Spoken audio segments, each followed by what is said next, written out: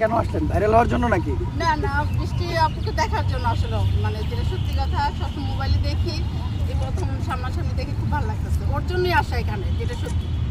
জিয়া উদ্যানে আসার কারণই হচ্ছে বৃষ্টি আপুর সাথে দেখা করার বৃষ্টি জন্য। আপু দেখার জন্য। কারণ আমরা তো জানি বৃষ্টি আপুর সাথে এখন যারাই আসে তারা নাকি ভাইরাল হওয়ার জন্য আসে। তা জানি না, কিন্তু ওর জন্যই আসা। আমাদের পেজ আছে, আমরা ভাইরালের জন্য তারপরে দেখা করার জন্য। তাই দেখা করার জন্য আসছেন।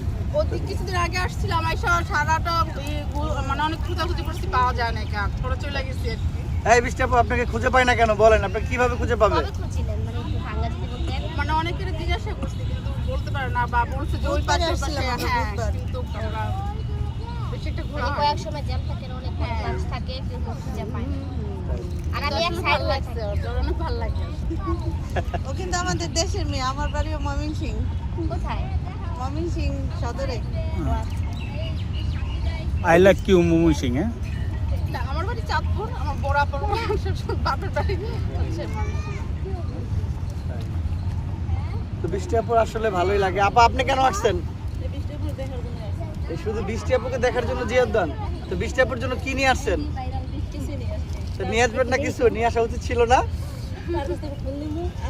এই যে দেখছো, ফুল ফুল ইয়ে করতেছে। তা আপা আপনি কি এখন অনুভূতি কেমন লাগতেছে বৃষ্টি আপুর সাথে দেখা করে? দেখার জন্য আমার ছেলের ওয়াইফ, ছোট ছেলের ওয়াইফ, বড় ছেলের ওয়াইফ, বড় আপারা সবাই আসছে ওকে দেখার জন্য।